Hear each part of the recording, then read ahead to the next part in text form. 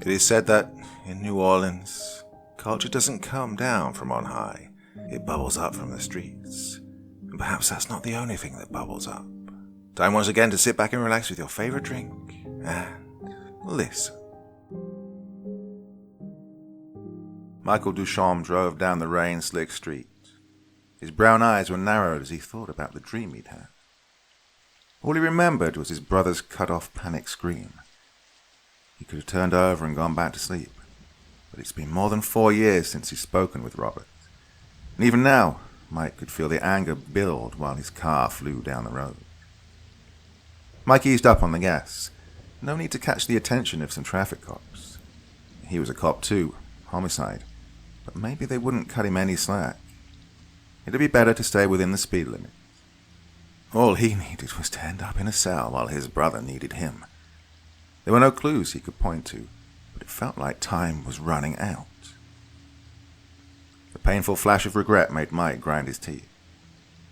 Maybe he shouldn't have got hot-headed and hung up. Ignoring his brother's later calls didn't help either. Why? With a shake of his head, he pushed those thoughts away like a too-full screaming plate of suck. He had to concentrate on getting to Robert. Mike just knew with certainty that his brother was in trouble and needed help. Stupid argument be damned. Again, Mike looked up at the electrical storm's swirling green clouds. Chills raced down his back.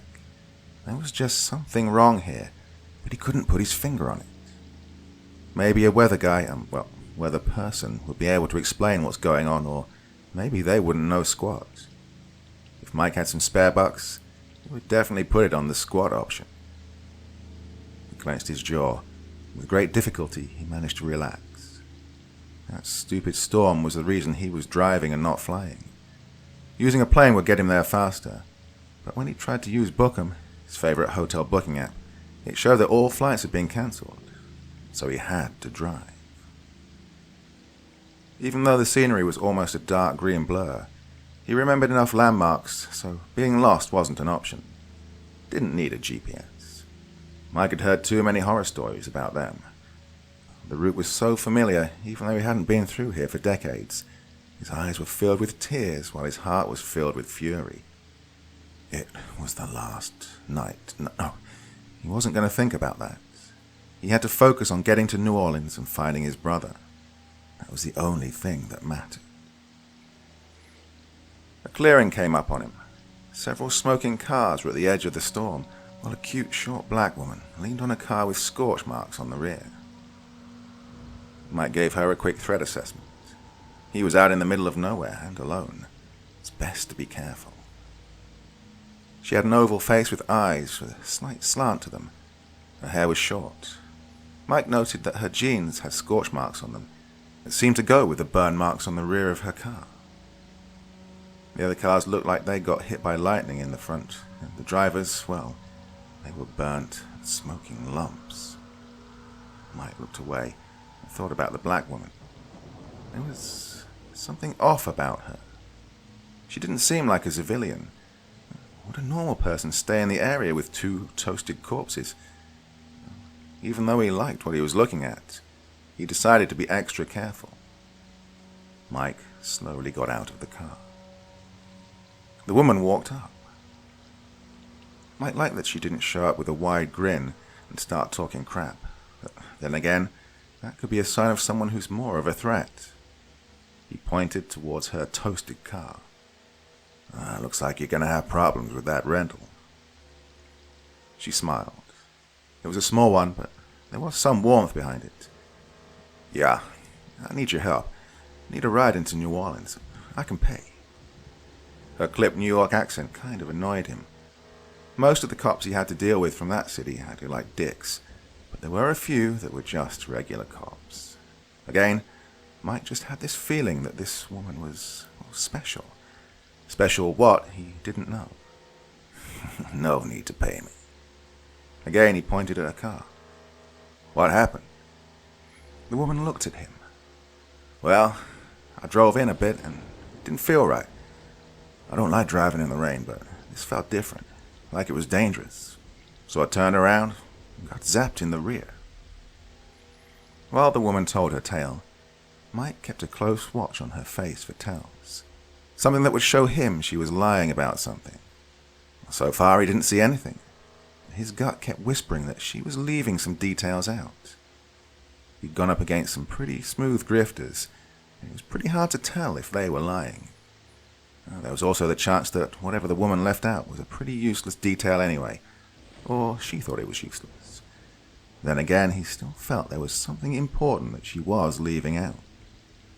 Mike looked up at the storm. It still bugged him, and he remembered that his brother needed help. Should he take the woman with him? He looked up at the swirling green and black clouds again. It almost felt like something he didn't want to see was trying to poke its way out, like something moving under the covers. But, well, you live alone. Mike shook his head.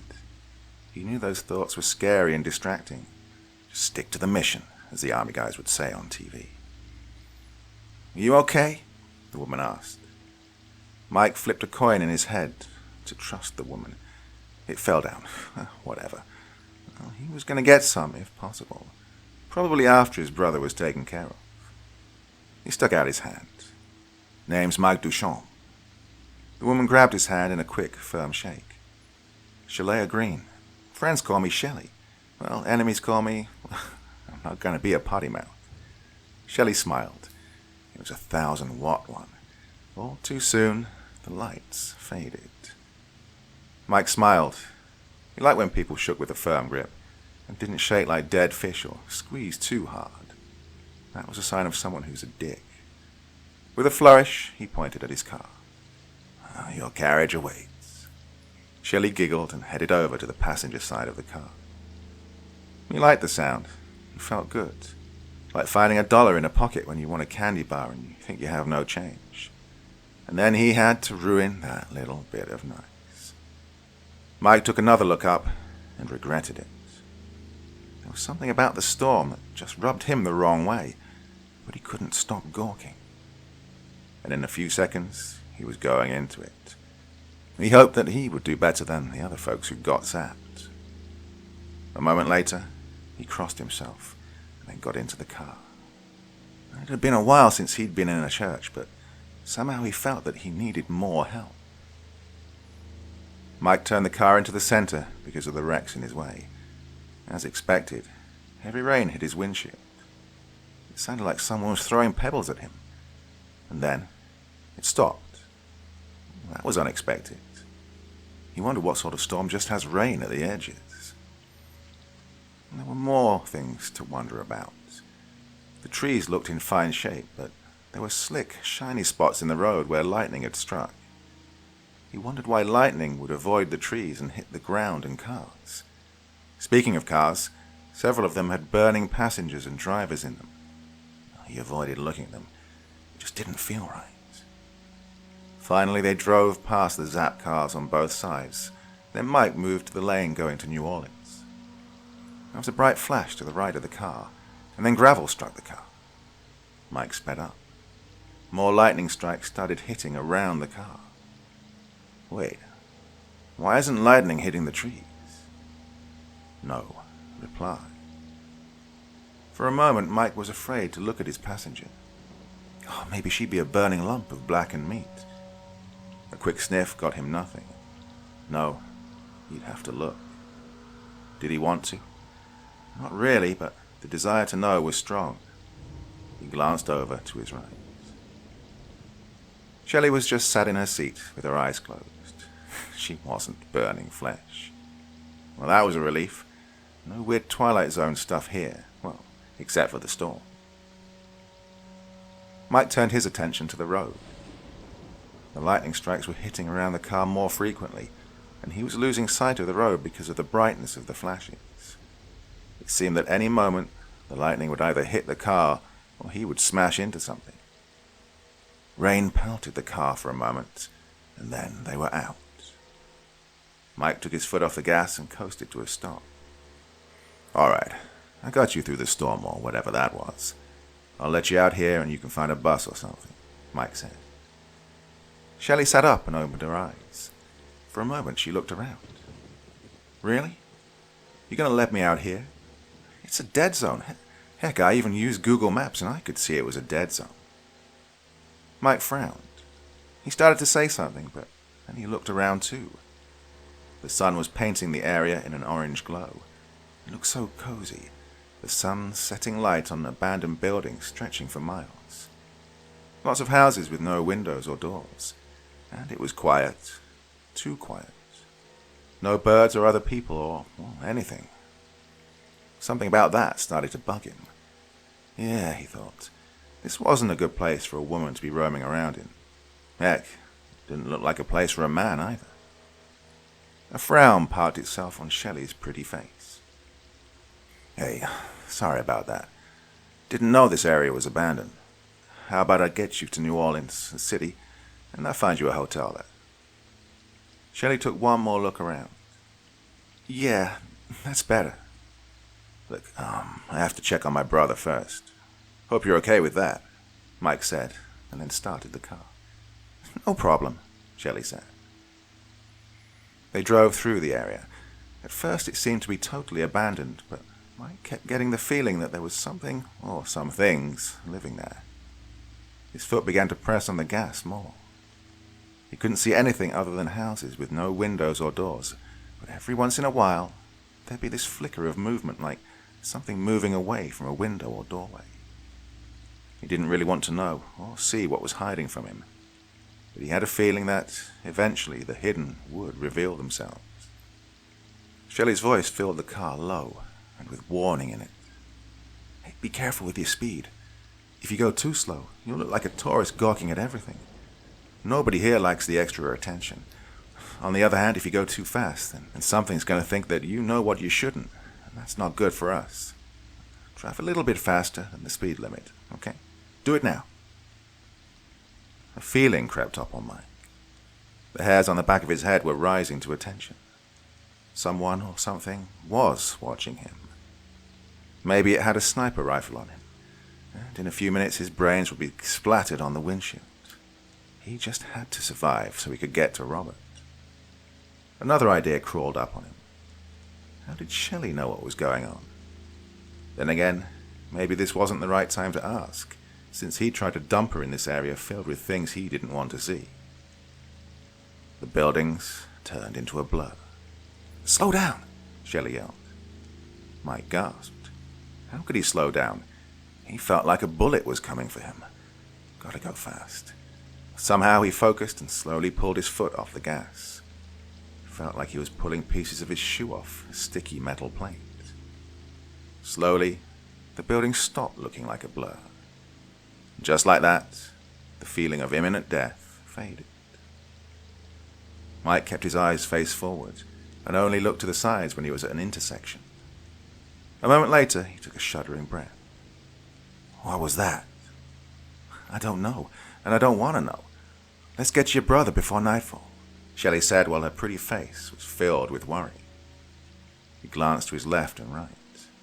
The neighborhood wasn't abandoned.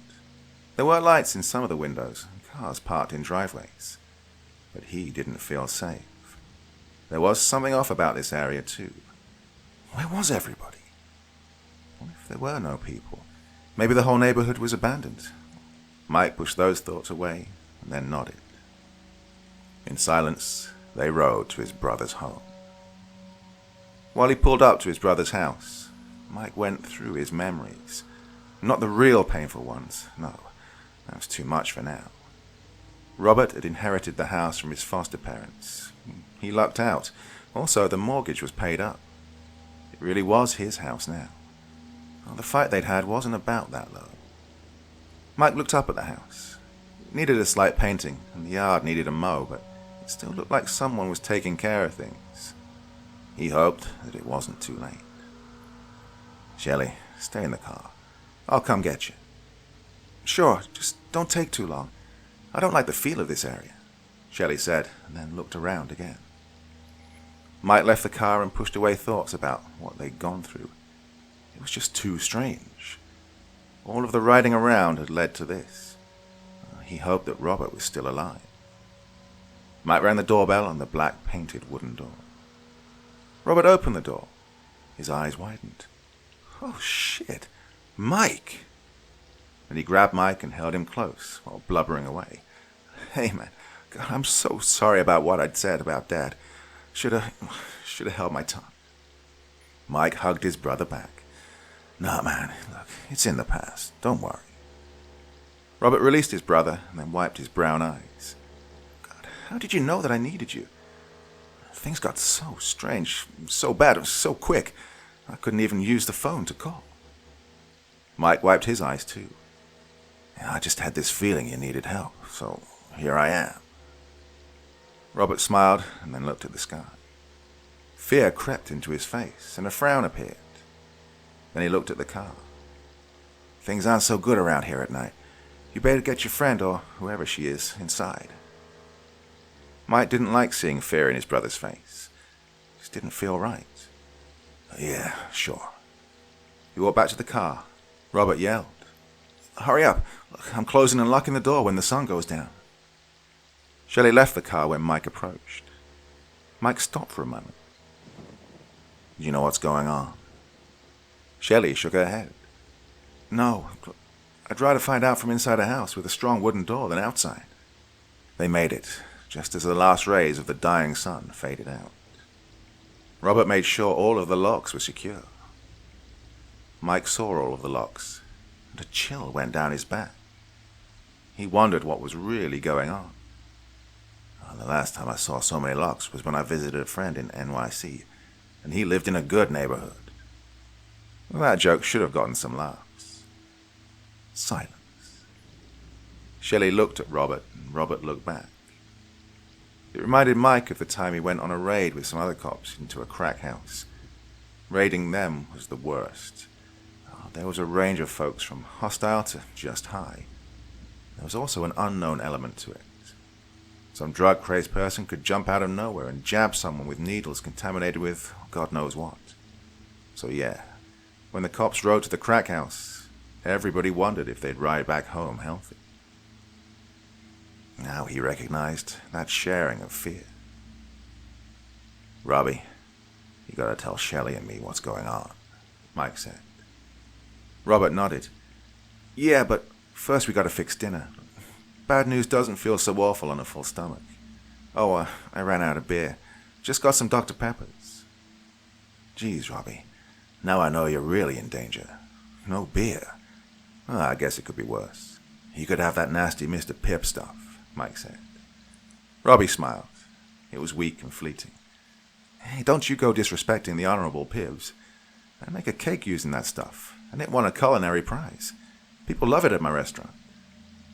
Mike sighed dramatically. Some folks. No accounting for taste." A moment passed, and the levity drained out of the room like blood oozing from a fatal wound. "Shelley, do you know how to cook?" Robert asked. "So far I've managed not to burn water. Does that count?" Shelley said. "Good enough," Robert said. They left the foyer and went to the kitchen. The first thing that Robert did was to close all of the window shades. Mike watched him and got another chill. It was like watching someone from an old 50s horror movie trying to make the house safe from what? A few moments later, he managed to tear his eyes off of the spectacle of his brother pulling the window shades shut. Too bad. Mike remembered mornings when just a faint ray of light would bounce around the lemon-yellow kitchen and turn it into a little slice of heaven. That was back when Big Rob LePain still had his job and was the best foster father ever.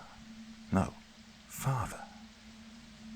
Then the bad times came and the Axaco textile plant shut down.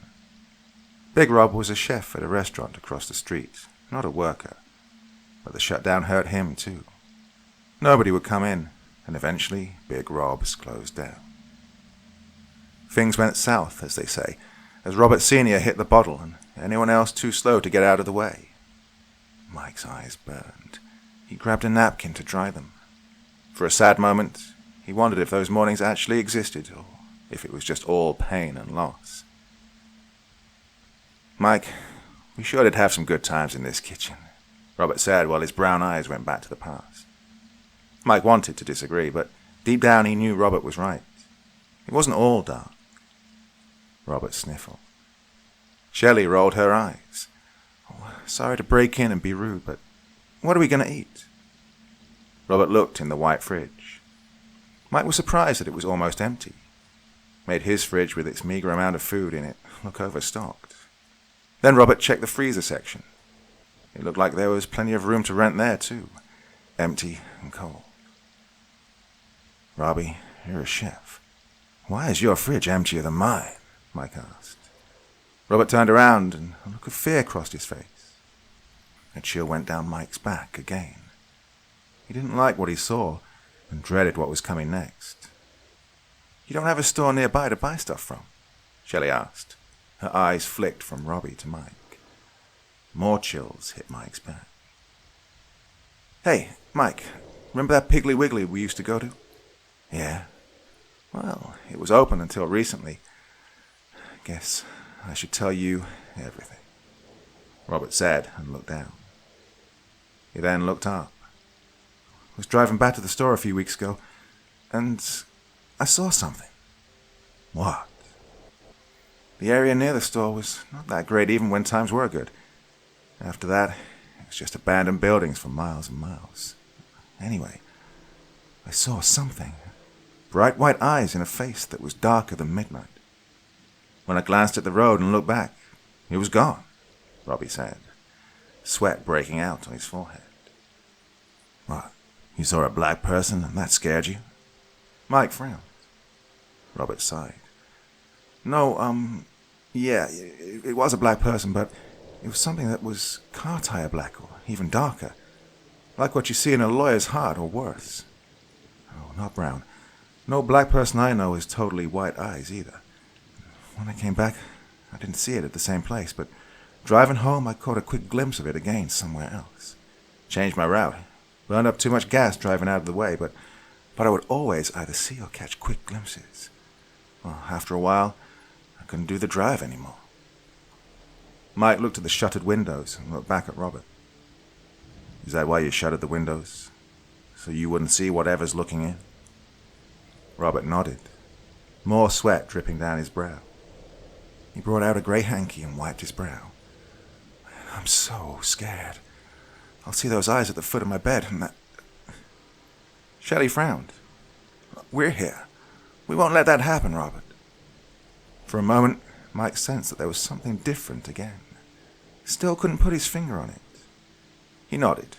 Yeah, Robbie, we're here. Robert sniffled and blew his nose. Thank you, both of you. Shelley, you can call me Robbie.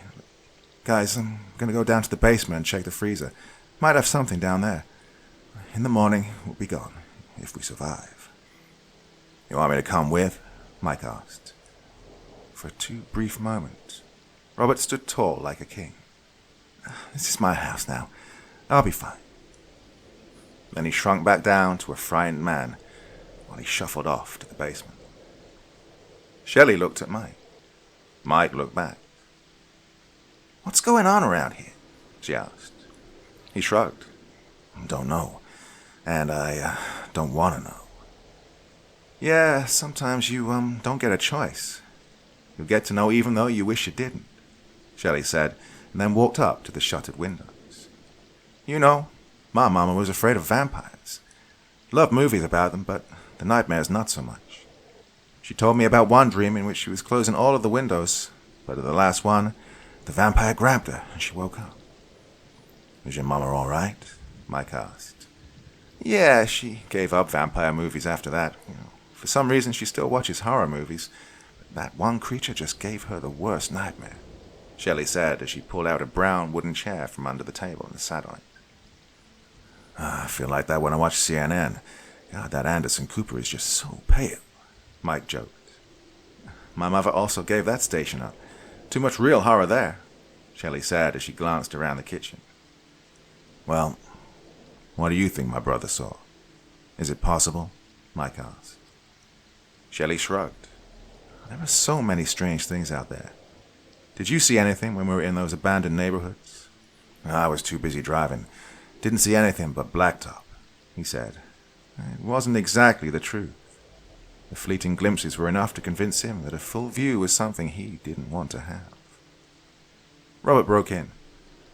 What didn't you see? Mike saw that Robbie had a small chicken in his hand. Well, a pigeon could bully it. Yeah, what's that? Cornish game hen. Good eating for one, but too little for three unless I put it in a soup.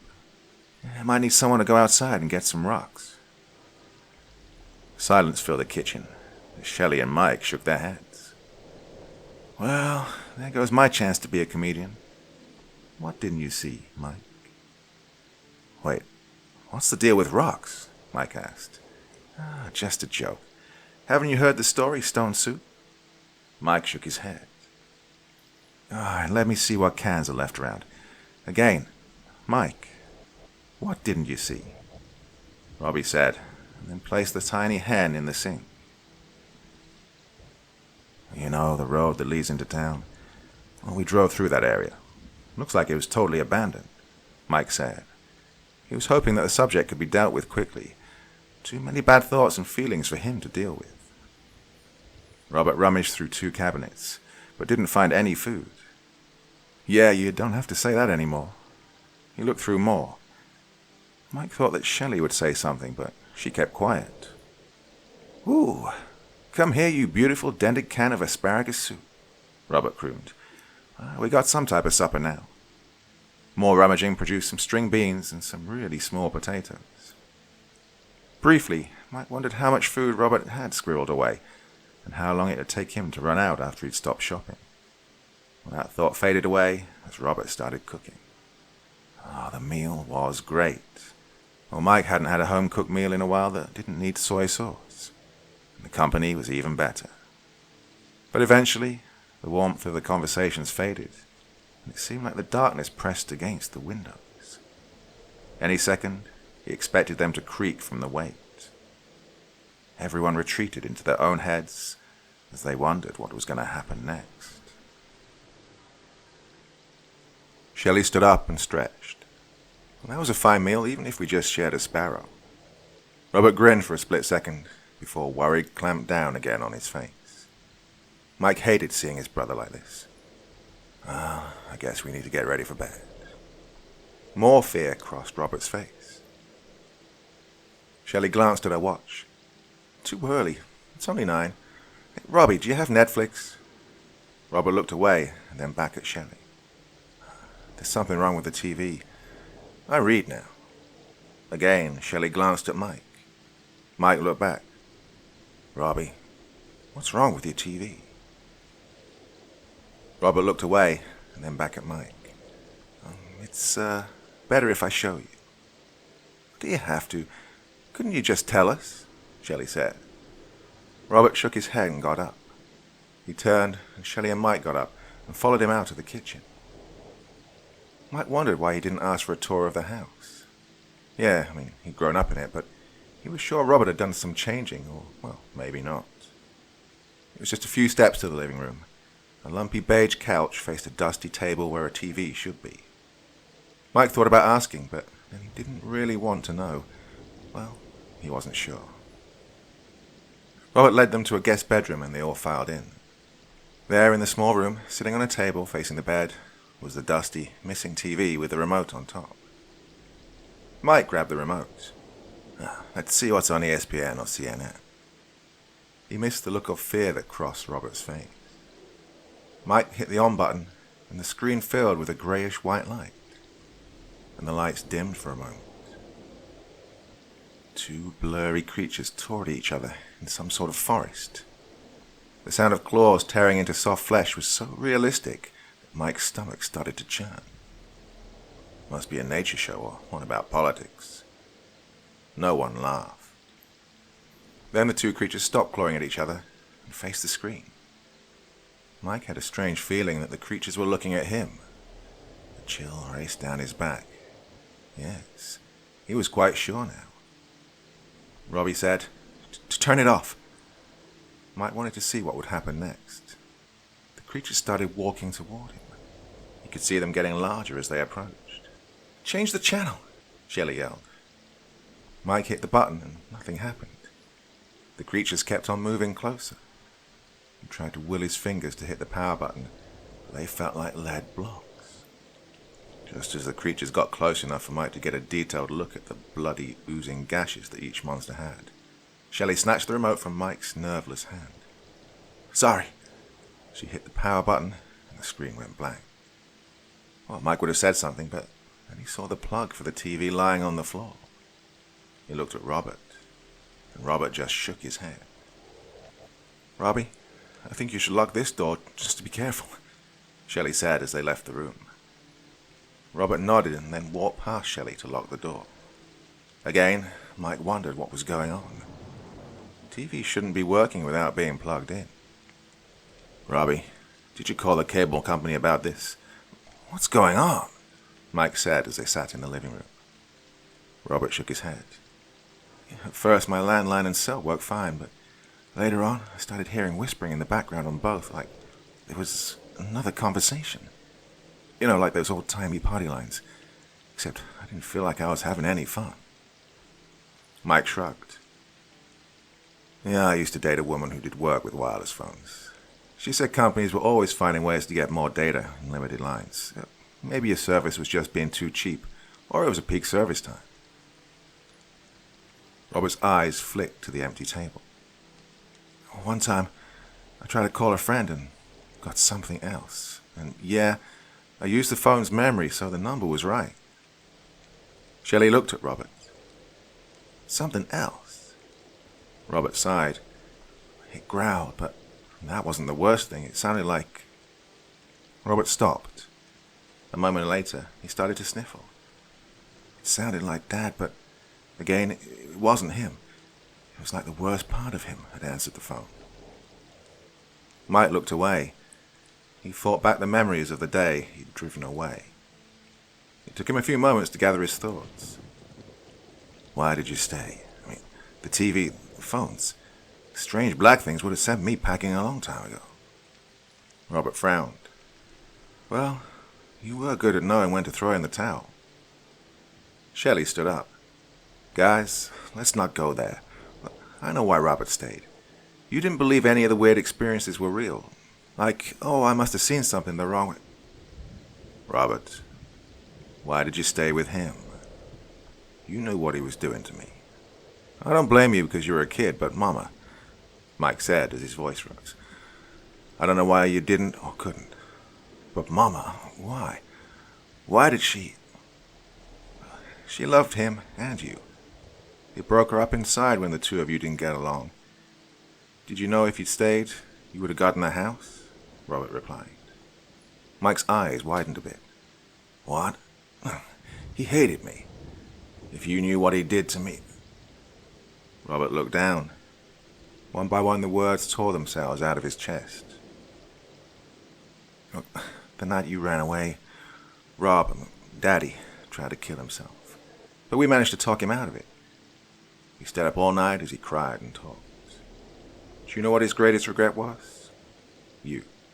He shouldn't have hit you, but he was hurting so bad. No job and so many bills. Fighting a feeling of worthlessness every day. It wasn't about you. It never was." Mike opened his mouth and then closed it. He just didn't know what to say or do. All of the time he thought that Daddy had hated him. For some reason, all the great times they'd had, fishing and even learning how to cook, seemed to be like lies or just fairy tales. Things that were far from reality.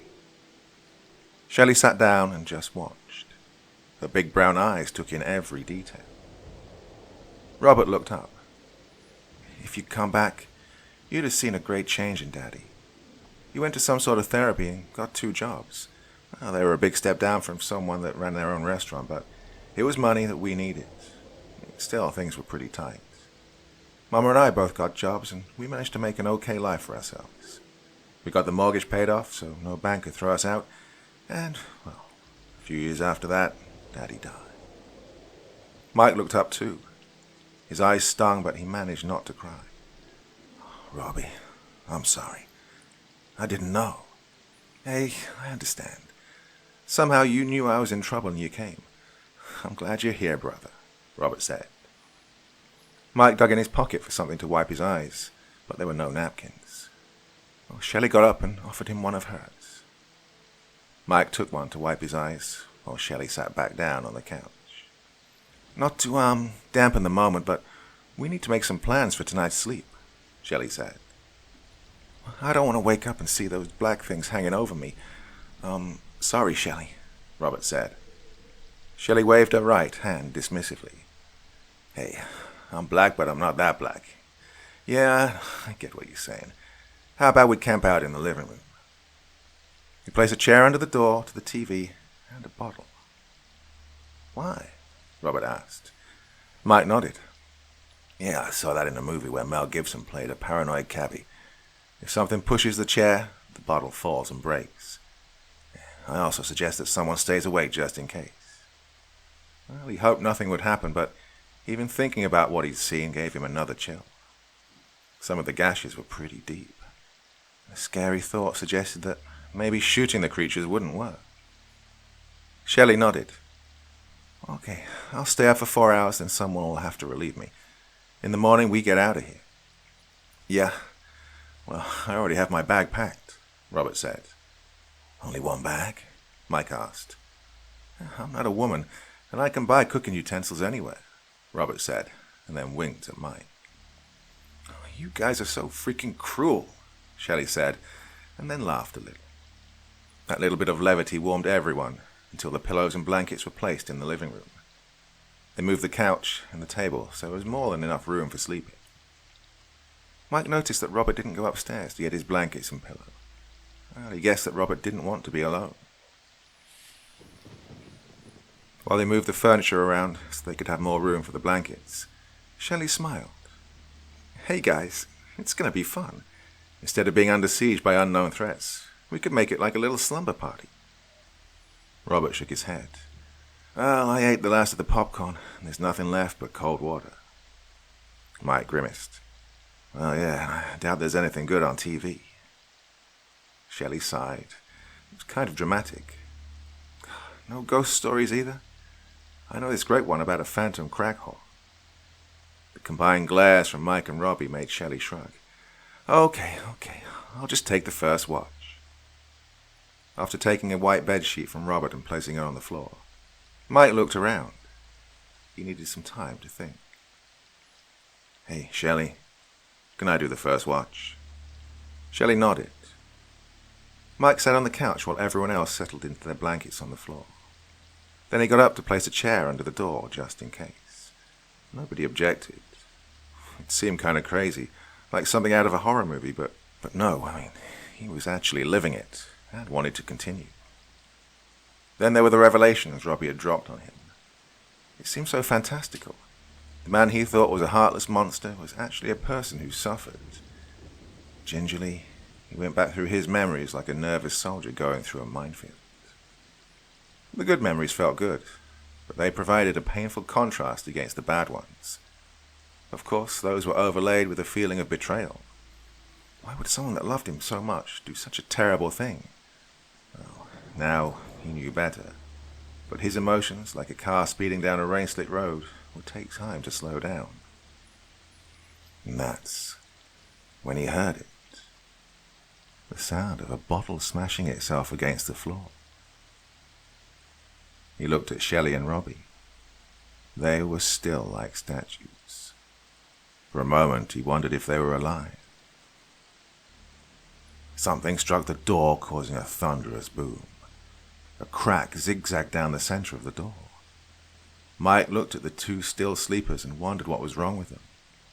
Another blow hit the door and shattered it, flinging pieces of wood toward him. And something dark flew toward Mike. Mike woke up with sweat pouring down his face, and his gun pointed toward the door, ready to fire. Too bad, Shelley was in the way. Shelley recoiled from the gun in her face. Hey, if I knew making jokes about crack whores offended you, I would have joked about something else. Mike knew as he put his gun back in his holster that Shelley wasn't an ordinary person. She was definitely someone special. Probably someone in law enforcement, maybe. Sorry. Hey, no problem. Some folks don't like being woken up, Shelley said while she waved her hand dismissively. He looked at her pretty face. Sorry, I was dreaming that someone was smashing the door down. Shelley nodded. I dreamt that something had found a way to place the bottle on the floor and was seeping from under the door. Then it was slowly flowing to this door, and of course, I couldn't wake up fast enough. I dreamt I was in a butcher shop that sold human meat. That wasn't the weirdest part. I was getting hungry, Robbie said. Mike got up and stretched. Damn, no one got any sleep. I think we should just leave as soon as dawn comes. There was no dissent. He moved to the left side of the couch and sat down. After that all-too-real nightmare, Mike didn't want to risk sleeping again. So he tried to think about Shelley. He'd seen how civvies act, and she was pretty calm. Some cops would have bugged out by now. And again, he wondered about her. What was Shelley's story?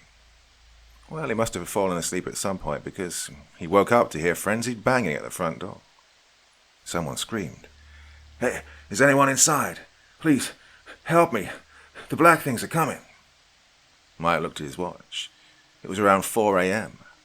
The sun still hadn't risen, so it was going to be dark outside. Then again, Robbie saw his black men, or whatever they were, during the daytime.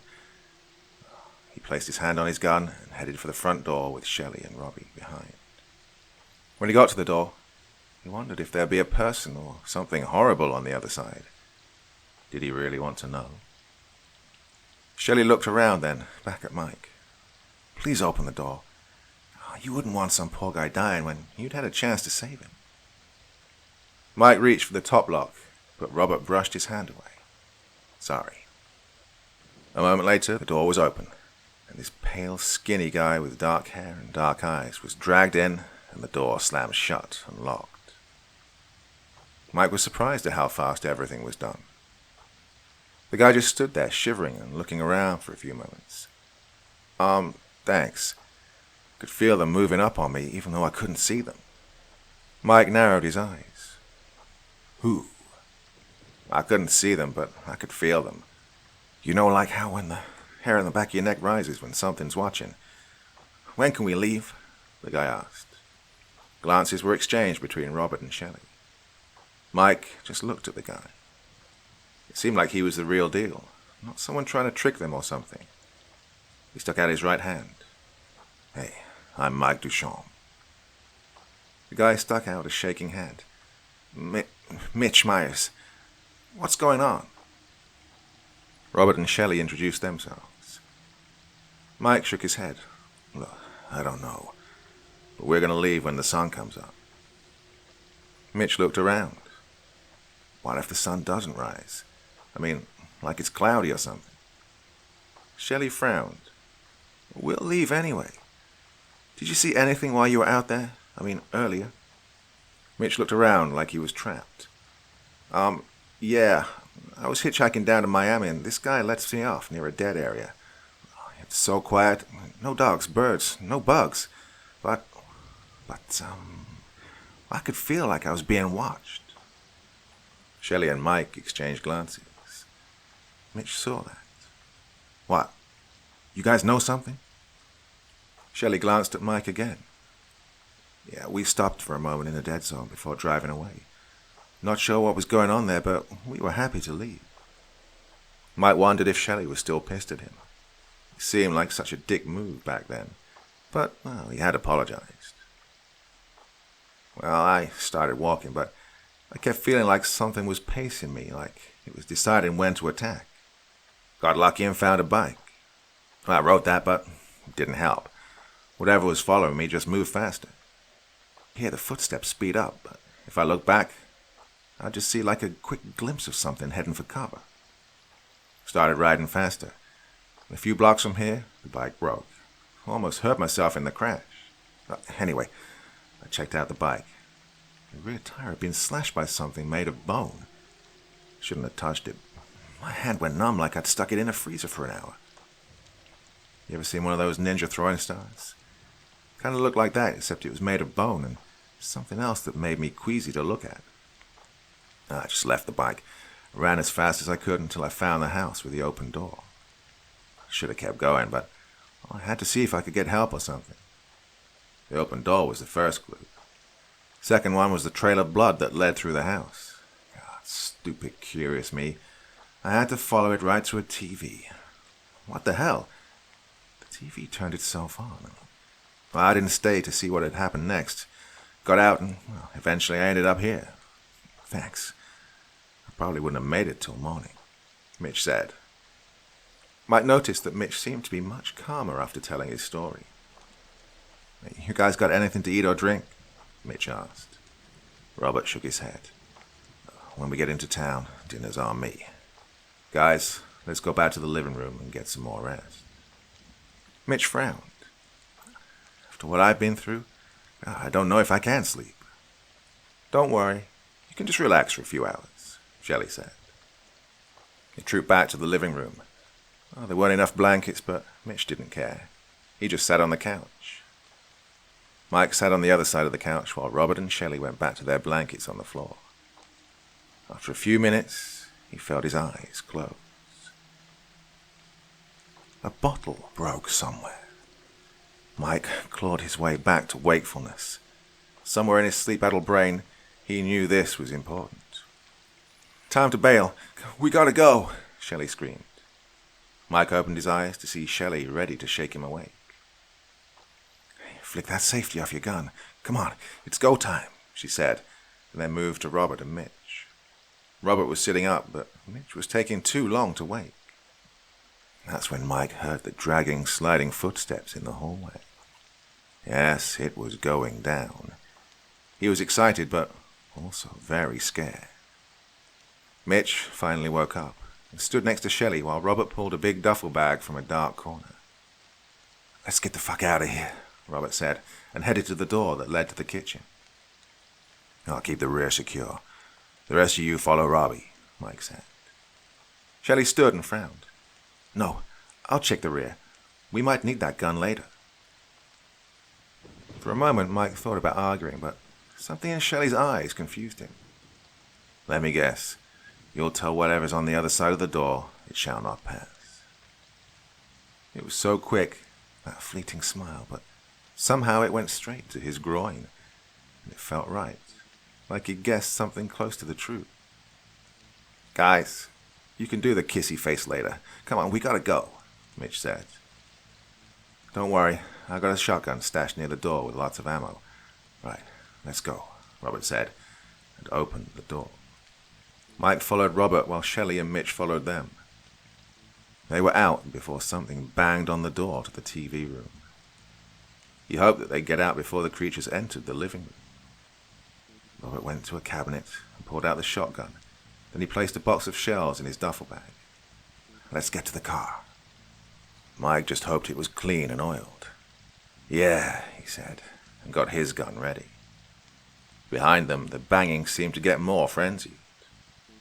Robert's hands flew over the locks, and everyone raced outside. And then he locked the door. For a moment, everything looked peaceful, even though the sky was covered in clouds.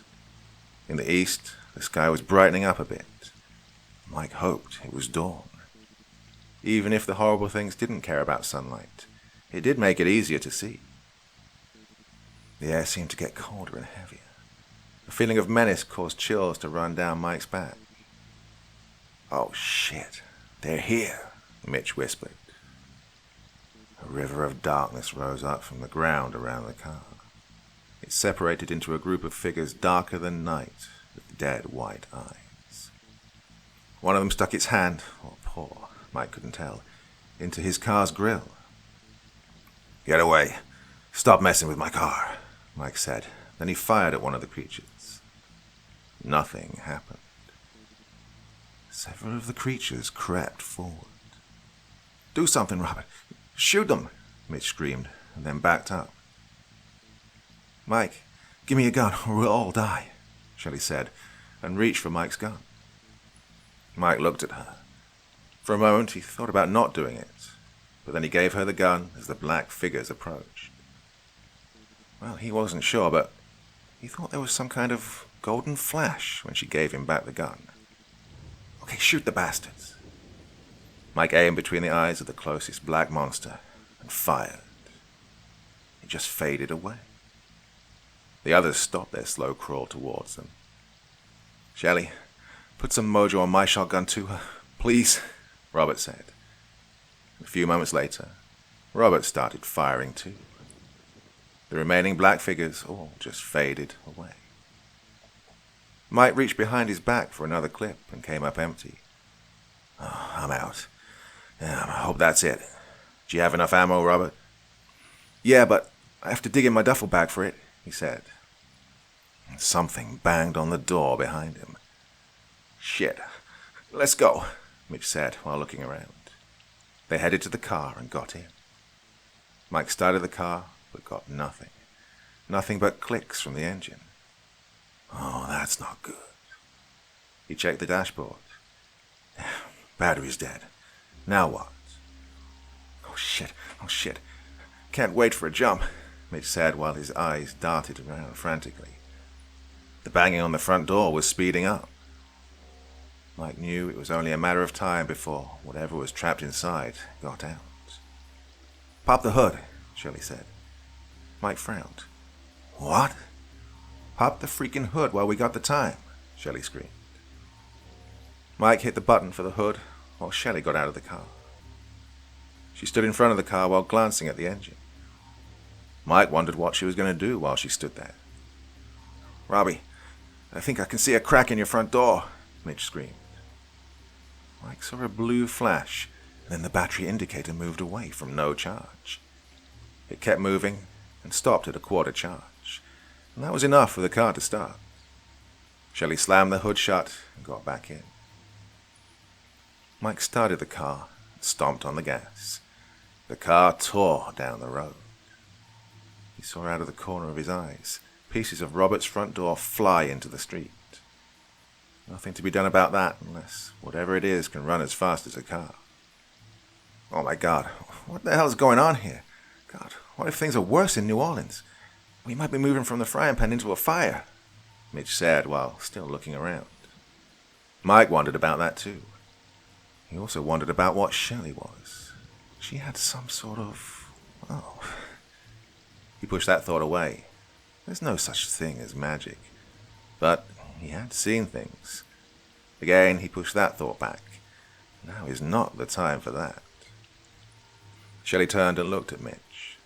She grinned at him. "Don't you like a good fight? Best way to know what you're made of. Let the good times roll." Mitch flinched and cringed away from Shelley, like she'd grown fangs. Robert balled up his fist and stuck it near Shelley. "Fuck yeah. Those bastards ruined my sleep and my life. Killed my neighbors. Yeah, I want payback." Shelley bumped his fist, and she turned to Mike. "How about you, Mike? Looking for some good times?" He glanced at her too wide smile.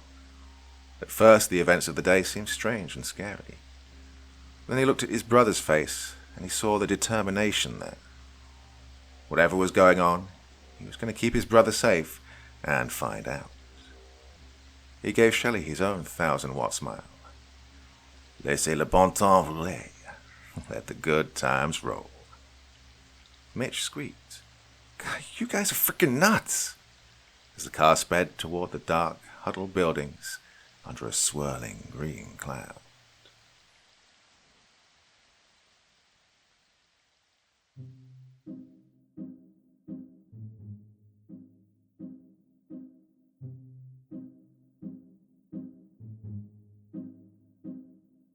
So that was a bit of an insane story, wasn't it?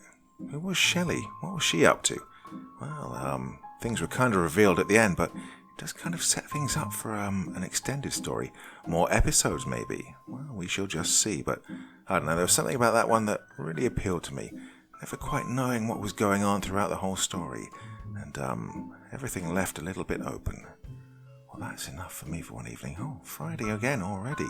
This week has just flown by, as they all seem to do, don't they? But of course, I will be back again with you. When?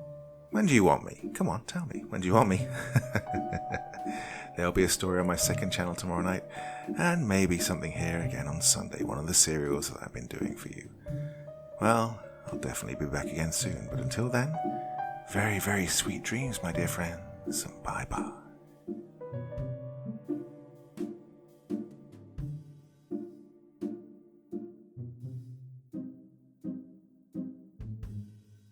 Thank you so much for choosing to spend your time listening to me. Now, if you enjoyed the Dr. Creepen experience, then come find me on Facebook. Come chat with me on Twitter.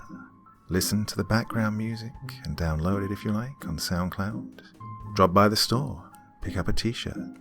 And, importantly, if you've got a story you'd like me to read, send it to Dr. Creepen's Vault, the subreddit I set up so that I could read your stories.